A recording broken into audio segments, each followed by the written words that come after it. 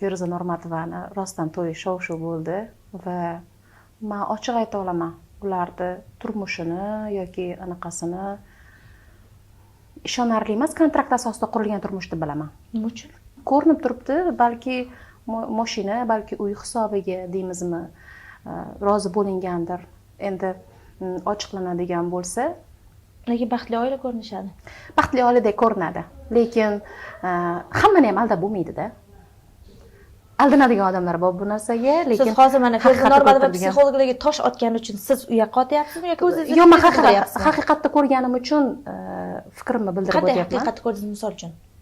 Nima so'zlardanmi, gaplardanmi, Xo'p, ko'zlardanmi? xo'p anaqa bo'lsa, rostdan oilaparvar erkak bo'lsa, javobgarlik olgan erkak bo'lsa, undan oldingi ikkita ayolni javobgarligini olmagan erkak, o'zini bolasini javobgarligini olmagan erkak. Xo'p, bu nimaga to'yga yoki Feruzaga shunday odam Feruzani yaxshi ko'rgani uchun uylangan deb o'ylaysizmi? Balki sevgi Qanaqa qo'llamaydi. sevgi? Qanaqa sevgi manfaatlar ustiga qurilgan ko'rinib turibdi-yu, haqiqatda hamma bilib turibdi. Shunchaki kimdir shunday shart aytmayapti. Kommentariyasini o'qisam 95% negativ Feruzada. Va Feruza shuni hisobiga moslashib ketganmi, bilmayman, umuman psixologlarni nimaga tanqidga olishini ham tushunmayman bu qizi.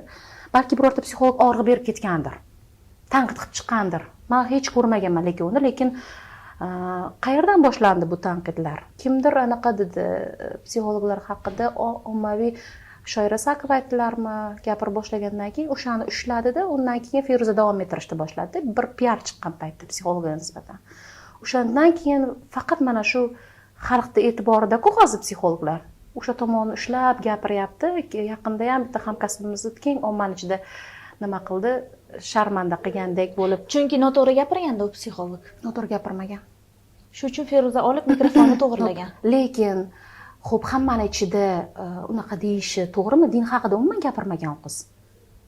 Orzular xaritasi haqida gapirgan. Bu bor narsa.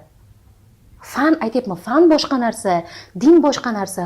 U o'zini ilmiy yo'nalishdan kelib chiqib, men o'sha joyda ma'lum qolmayman deyman. Men har doim mana shu qizni, ya'ni shunaqa vaziyatlarda, umuman psixologlar tanqidga olishgan joyda men bo'lmayman deyman-da. Men bo'lsam yorib gapirardim deyman.